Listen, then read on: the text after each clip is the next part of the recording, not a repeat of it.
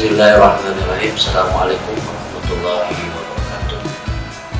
Selamat pagi anak-anakku sekalian, calon siswa-siswi SMP Negeri 2 Cilawu. Dimana alhamdulillah pada saat ini kita bisa berjumpa meskipun tidak bisa bertemu secara tatap muka di masa pengenalan lingkungan sekolah MPLS SMP Negeri 2 Cilawu tahun pelajaran 2020-2021. Dengan keterpaksaan masa pengenalan lingkungan sekolah tahun 2020 tidak bisa tatap muka karena terbentur adanya pandemi COVID-19. Tetapi tidak mengurangi makna dari masa pengenalan lingkungan sekolah. Kalian sejak tanggal 13 Juli sudah ditetapkan sebagai calon siswa kelas 7 di SMP Negeri 2 Cilawu Garut. Namun sebelum kalian ditetapkan sebagai siswa SMP Negeri 2 Cilawu, kalian harus mengikuti yang namanya masa pengenalan lingkungan sekolah, yaitu MPLS, yang sifatnya sekarang virtual. Jadi kalian melihat video yang ditayangkan. Sekarang ini Bapak akan menyajikan materi mengenai tata krama dan tata tertib yang berlaku di SMP Negeri 2 Cilawu. Di mana kalian mungkin di SD dengan SMP akan jauh berbeda mengenai kurikulum, tata tertib maupun seragam nanti kan berbeda. Nanti Bapak akan jelaskan bagaimana tata krama dan tata tertib yang kalian harus taati. Mungkin yang pertama kita harus pikirkan, apakah kalian dapat belajar di sekolah ketika sekolah di lingkungan kalian tidak nyaman? Atau yang kedua, tindakan pencegahan itu lebih baik daripada pengobatan.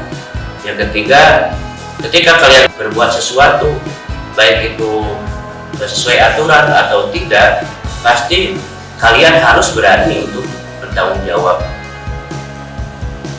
Di sini ada beberapa foto yang menggambarkan kalian harus memiliki tata krama yang baik, khususnya nanti kalian berada di lingkungan sekolah khususnya SMP Negeri 2 Cilawu. Yang pertama itu mengenai tata krama. Apa itu tata krama? Kalian harus tahu. Mungkin dari segi artinya dulu. Ada dua kosakata, ada tata dan krama. Dari tata itu artinya bisa aturan atau kaidah atau susunan. Sedangkan krama itu ragam, hormat, perilaku. Ya. Jadi tata krama itu aturan atau kaidah, sopan santun yang mengatur kita hidup di lingkungan masyarakat, keluarga maupun sekolah. Dari segi pengertian, tata krama atau juga dikatakan sopan santun, ada juga yang menyebutkan etika, etiket, itu sama saja, yaitu seperangkat aturan yang berlaku baik secara tertulis maupun tidak tertulis dalam pergaulan manusia, baik yang menyangkut pribadi maupun sosial. Yaitu pengertian secara ini mengenai tata krama. Ya. Apa tujuan dari tata krama atau tujuan dari sopan santun? Yaitu untuk saling menghargai antar sesama, antar teman, antar anggota keluarga, saling menghormati, melayani, sehingga dalam pergaulan lebih menyenangkan, tidak kaku. Itu dari segi pengertian. Selanjutnya harus kalian ketahui mengenai dasar-dasar tata krama atau etiket. Itu bisa dilihat. Itu ada 7 ya. Ada 7 dasar-dasar dari tata krama. Yang pertama itu sopan santun. Nah, jadi ketika di sekolah, di keluarga atau di masyarakat, sopan santun itu yang pertama.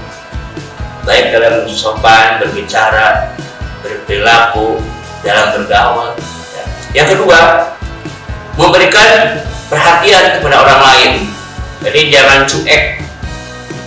cuek. Jadi ketika kalian berada di sekolah, di masyarakat, lihat orang lain. Apakah orang lain itu butuh pertolongan kita, atau orang lain itu butuh perhatian kita? Silakan. Kalau orang lain membutuhkan, maka kita harus tolong. Yang ketiga, itu menjaga perasaan orang lain. Ya, intinya, misalkan ketika ada teman sedang sedih, maka kita harus berusaha menghiburnya agar kesedihan tidak berlarut. Ketika orang lain atau teman sedang bergembira, ya kita ikut bergembira. Jangan seperti orang lain sedang sedih, kita tertawa-tawa. Berarti kita tidak menjaga perasaan dari orang lain. Yang keempat, dari dasar tata krama itu menempati waktu dan janji. Ya. Jadi ketika kita di sekolah atau di mana saja, waktu masuk itu jam 7, maka berusaha kita untuk menempati waktu.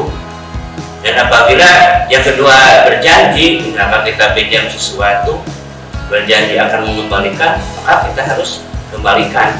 Ya. Itu menempati waktu dan janji. Yang kelima, dasar etika itu memiliki rasa toleransi. Ya, memiliki rasa toleransi, jadi merasakan kesedihan orang lain, merasakan kebahagiaan orang lain, sehingga kita ketika orang lain mendapatkan kebahagiaan, kita tidak sirik, tapi ketika kita ikut bahagia. Ya. Ketika orang lain mendapatkan sesuatu prestasi, maka kita harus ikut bahagia. Ketika orang lain sedang menimpa kesedihan, maka kita berusaha untuk menghiburnya. Yang keenam, dapat menguasai diri. Artinya kita dapat mengendalikan diri. Ketika kita misalkan diejek oleh orang lain, kita tidak emosi, kita berikan penjelasan bahwa kita itu tidak seperti itu. Jadi ketika kita mendapatkan sesuatu kejelekan dari teman atau dari orang lain, kita tidak emosi yang berlebihan. Itu menguasai diri. Yang terakhir, kita berusaha untuk memahami orang lain. Maksudnya gini, ketika orang lain itu butuh sesuatu, maka kita bawa teman kita itu butuh pulpen misalkan. Kalau kita punya uang, berikanlah bantuan kepada teman kita. Itu berusaha untuk memahami orang lain. Oke, itu dasar-dasar dari tata krama atau dasar-dasar dari etiket. Adapun manfaat dari tata krama yang kita terapkan dalam kehidupan manusia, yang pertama, membuat seseorang disegani, dihormati, dan disenangi. Jadi ketika kita sopan, bicara lemah lembut, tertata, rapi, tepat waktu, maka orang lain akan berpandangan positif bagi kita. Ya, dihormati, insya Allah, dihormati, disegani ketika kita berperilaku yang sopan, punya tata krama yang baik. Yang kedua, kemudahan hubungan baik dengan orang lain.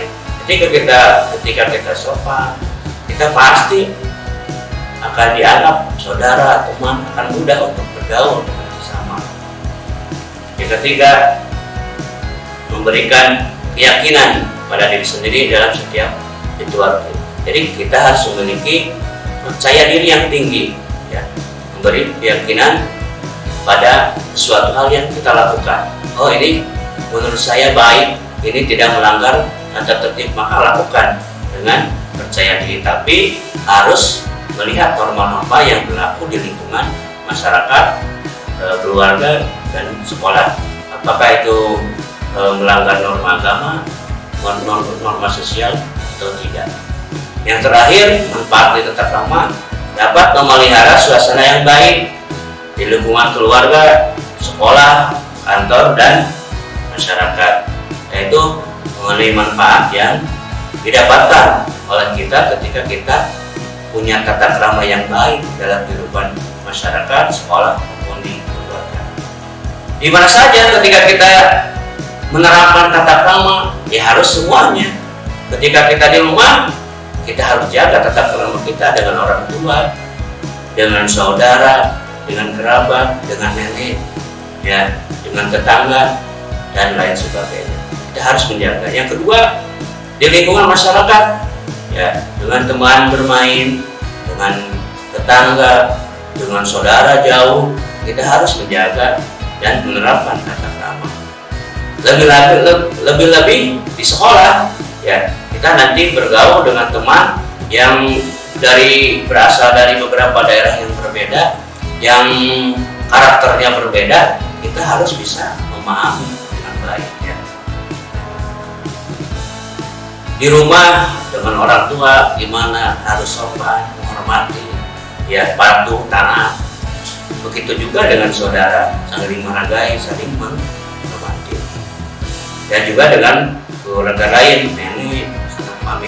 Ya, jadi tata krama selain diterapkan di keluarga, di rumah, juga di lingkungan masyarakat. Ketika kita tinggal di lingkungan tempat tinggal kita, pasti ada tetangga, ada teman, ya, ada teman bermain. Maka kita harus terapkan tata krama di lingkungan tempat tinggal kita dengan cara sopan, berlaku baik, saling menghargai dan menghormati. Dan juga selain kita dengan tetangga, di tempat umum juga kita harus punya tata krama. Jangan sampai di tempat umum kita merusak sarana prasarana umum, ya, kita pelihara sarana umum karena itu kebutuhan bersama. Misalkan kita buang sampah jangan kemana saja. Ketika kita menggunakan WC, misalkan airnya kita hemat dan kita bersihkan lagi ketika kita sudah memakainya. Dan juga ketika di sekolah, apalagi ya kita sudah menjadi siswa SMP Negeri 2 Cilawu, ya. Jadi yang pertama, kalian jangan merasa terpaksa untuk sekolah di SMP Negeri 2 Cilawu. Ketika sudah tidak terpaksa, sudah tidak diterima, maka tanamkan dulu kebanggaan menjadi siswa SMP Negeri 2 Cilawu. Tanamkan, saya bangga menjadi siswa SMP Negeri 2 Cilawu, ya. Jadi ketika di sekolah kan kita tidak hidup sendiri, ada teman, ada kepala sekolah, ada guru, ada karyawan yang lain, ada kakak kelas, dan jadi tanamkan yang pertama bersikap sopan dan menyapa guru, teman itu dengan hormat, apalagi dengan guru kita yang harus kita hormati dan taati. Yang kedua, kita sering-seringlah mengucapkan terima kasih bila kita ditolong oleh siapa saja, oleh teman, oleh guru, atau siapa saja yang menolong kita, maka biasakan kita ucapkan terima kasih. Kalau di Sunda itu ada kata nuhun, nuhun bapak, nuhun teteh, ya. Itu sebuah ucapan yang sangat bagus, ya. Yang kedua, ketika kita di sekolah, jangan sampai kita mengejek teman, apalagi mengolok-olok guru. Guru sedang belajar, kita olok-olok, kita permainkan, itu sangat tidak boleh. Yang kedua, tidak menyindir. Sama saja, menyindir itu mengejek, tapi itu langsung, ya, itu menyindir, mengolok-olok, sama. Itu hal yang tidak baik. Yang selanjutnya, ketika di sekolah, kita dalam berbicara harus sopan, tidak ketus, tidak dibiasakan dengan omongan-omongan yang kotor, yang disamakan dengan di jalan, itu tidak boleh. Maka kita tidak boleh berbicara omong kotor dan kasar. Dilihat dulu, kita berbicara dengan guru harus sopan. Ketika memanggil guru, jangan sampai kita panggil namanya, cukup saja bapak, ibu, ya, jangan sampai ketika di depan bapak ibu guru kalian memanggil nama. Ketika mana bapak saya tidak boleh, itu tidak sopan. Tapi cukup saja, mau kemana bu? Ya. Selanjutnya, ketika kita dengan teman, jangan sampai kita pegang kepala, gimana kan, itu tidak boleh. Itu menurut etika yang ada di lingkungan kita itu tidak boleh, tidak sopan, ya. Yang terakhir, ketika kita di sekolah kita dididik untuk belajar dengan baik, ciptakan prestasi kalian, gali bakat kalian. Yang terakhir, tidak boleh kalian di sekolah itu mulai pacaran karena belum waktunya kalian. Tapi kalian boleh cari teman sebanyak-banyaknya untuk sharing pelajaran, sharing apapun pengalaman kalian untuk berprestasi, saling menunjang teman-teman yang lain. Dan berikut beberapa refleksi mengenai sopan santun. Yang pertama itu dapat kita baca, sopanlah pertama-tama pada diri sendiri, memahami bahwa diri kita itu bermanfaat sebagai manusia dan pantas dihormati. Saya ini sebagai manusia. Yang kedua, bagian dari sopan santun adalah memahami bahwa diri saya ini bermartabat mulia, luhur. Sopan santun adalah memahami bahwa saya itu unik, bermartabat, dicintai dan mampu mencintai. Sopan santun adalah memahami bahwa orang lain juga bermartabat, mulia dan luhur. Sopan santun adalah udara segar bagi kemampuan bergaul kita. Sopan santun dalam itu masuk ke adat istiadat setempat, di sekolah, masyarakat dan keluarga. Selanjutnya mengenai tata tertib, ini hal yang penting harus diperhatikan karena setiap sekolah, setiap instansi pasti punya yang namanya tata tertib.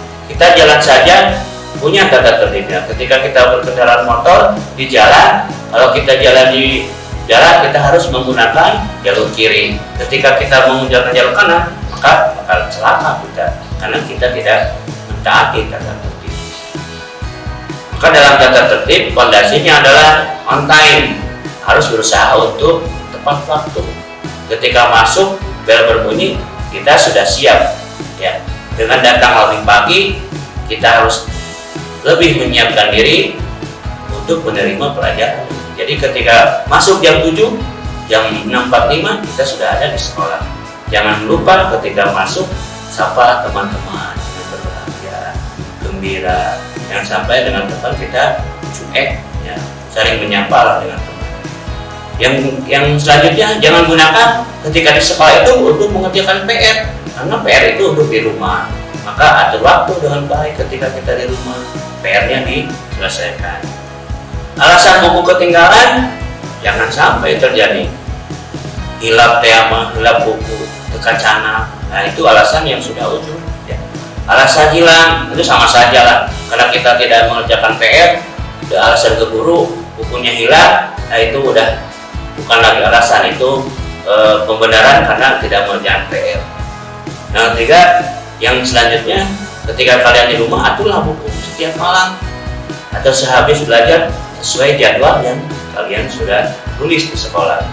Yang terakhir, jagalah bukumu ketika diberikan di sekolah, nanti diberikan beberapa pelajaran, tolong simpan dengan baik agar selalu nyaman dibaca. Kamu akan semakin pintar ketika kamu sering membaca buku. Jadi yang selanjutnya mengenai seragam ya. Jadi ketika di sekolah tolong seragamnya yang rapi, karena seragam yang rapi itu cermin pribadi yang baik. Lalu gunakan seragam sesuai dengan hari yang ditentukan, jangan sampai saltum ya, salah kostum. Karena untuk di SMP Negeri 2 Cilawu itu ada tiga seragam yang harus rutin kalian pakai. Untuk hari Senin, Selasa kalian harus pakai putih biru ya, putih biru. Yang hari Senin harus pakai topi ya, karena Senin itu dilaksanakan upacara bendera, jadi harus selalu pakai topi ketika upacara bendera. Senin, Selasa putih biru. Untuk Rabu, Kamis kalian pakai batik khas SMP Negeri 2 Cilawu. Hari Jumatnya itu kalian memakai pramuka ya. Nanti ditayangkan video-video untuk seragam-seragam termasuk olahraga nanti akan diberikan. Jadi ketika olahraga jangan pakai seragam untuk pramuka atau batik ya.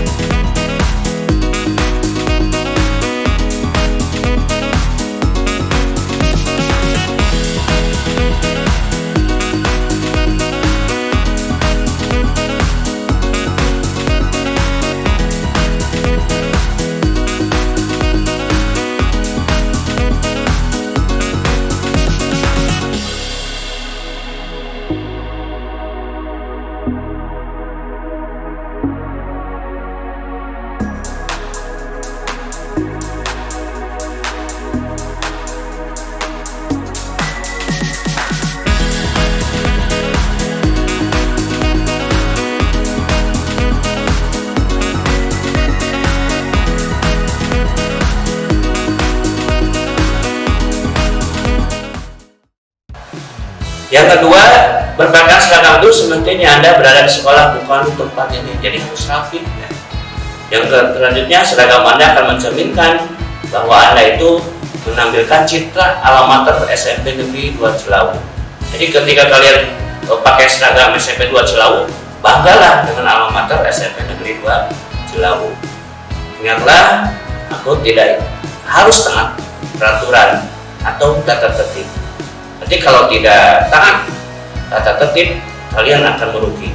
Jadi harus berjanji mulai dari sekarang, aku siswa SMP Negeri 2 Cilawu berjanji untuk mentaati semua tata tertib yang berlaku di SMP Negeri 2 Cilawu mulai dari sekarang, karena kalian sudah resmi menjadi siswa SMP Negeri 2 Cilawu.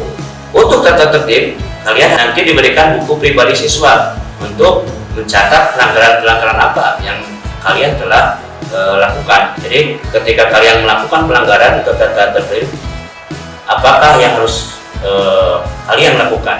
Yang pertama, berjanjilah kepada diri sendiri, ini pelanggaran saya yang pertama dan yang terakhir. Itu kecamkan. Berjanjilah bahwa pelanggaran yang saya lakukan ini yang pertama dan terakhir. Yang kedua, melakukan proses pemberian sanksi. Nanti dari buku kalian yang pegang, buku BPS, kalian akan ditulis pelanggaran apa yang sudah kalian lakukan. Pelanggaran yang pertama, yang kedua, nanti sanksinya bisa peneguran, bisa dengan surat panggilan kepada orang tua, dan pelanggaran yang berat pasti kalian akan dikeluarkan dari SMP Negeri 2 Cilawu.